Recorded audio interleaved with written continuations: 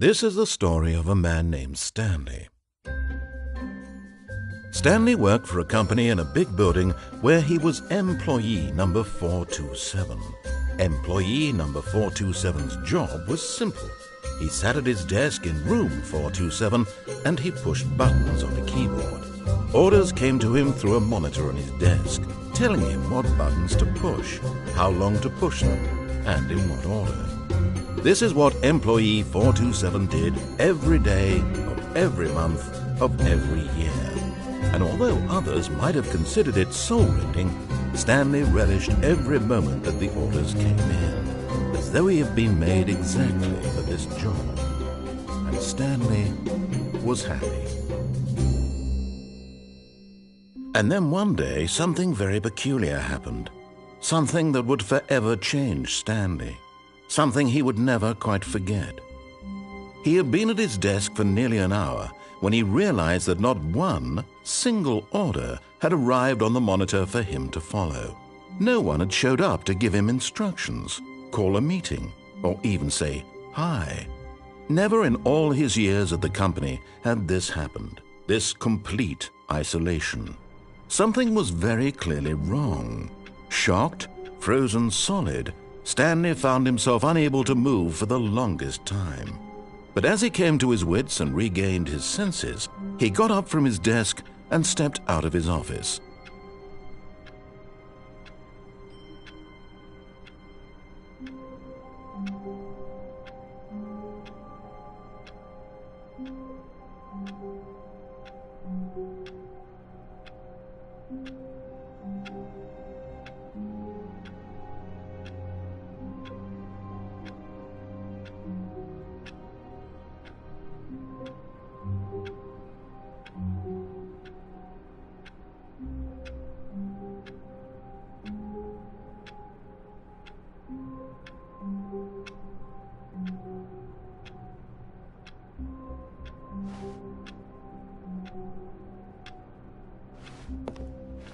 All of his co-workers were gone.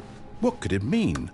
Standley decided to go to the meeting room. Perhaps he had simply missed a memo. The confusion and the chaos all seemed to melt away as Standley embraced the bucket.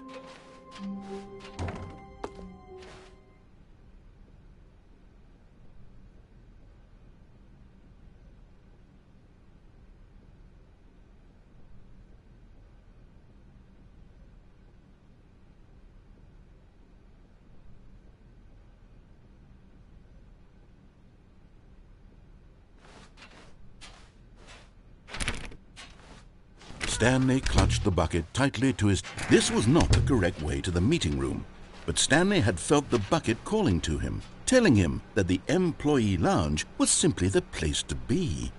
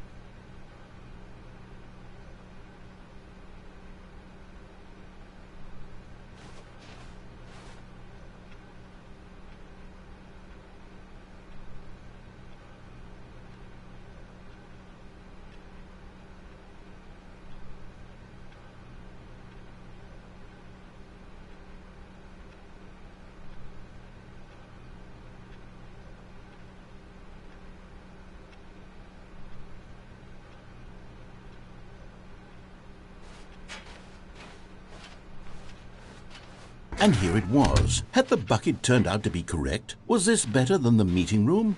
Yes, no, never mind. The bucket was wrong.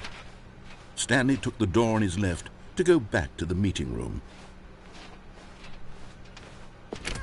No, said the bucket. don't go to the meeting room. Go somewhere else. The cargo lift, yes, good.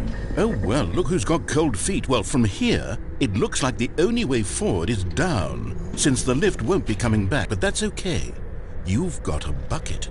Did you know that buckets are routinely used as cushioning devices? It's true. You can fall on a bucket from literally any height and survive. I'm serious, Standley. Jump! Jump with the bucket. I promise you'll live.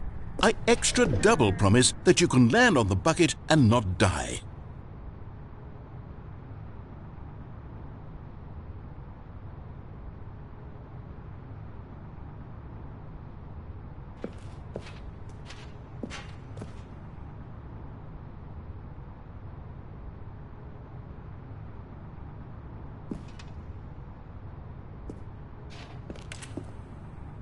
Whoops. Looks like I was wrong. How clumsy of me.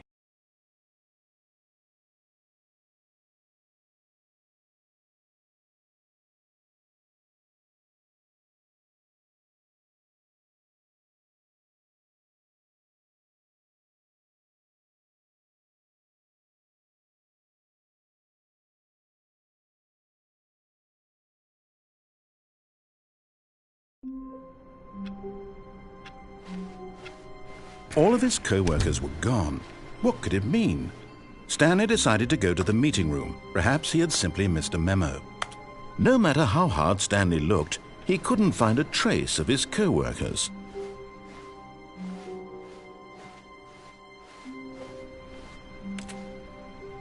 Warmth spread through Standley's arms. With the bucket in his arms again, he was home.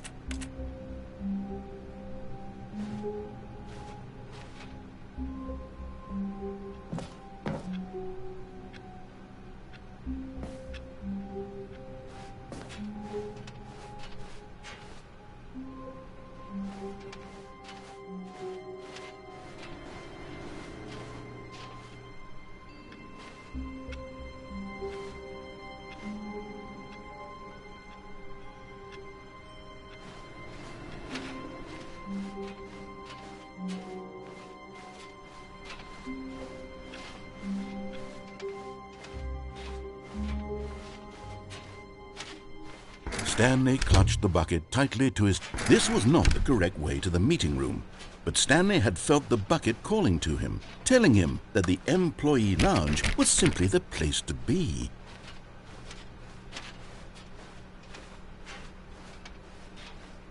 And here it was. Had the bucket turned out to be correct? No, never mind.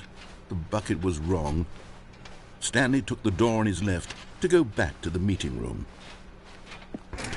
No, said the bucket. Don't go to the meeting room. Go somewhere else. The cargo lift, yes. Go there. Go to the cargo lift. Good, said the bucket. Now ride the lift all the way to the top. There's something up there I need you to do. Standley did not question why or how this bucket was speaking to him. It should have alarmed him, of course, because buckets can't talk. But Standley chose not to think about this obvious fact. He was firmly convinced that the bucket had spoken to him, and he unthinkingly did whatever the bucket asked. No, stop! Look there on the wall, you see? There's a sign right there. It says, "No buckets past this point." Standley, how could you think it was okay to bring the bucket here? Unless... what if the problem is that you actually don't know what is a bucket and what isn't a bucket? I suppose that would explain a lot about your behavior up to this point, which, if that's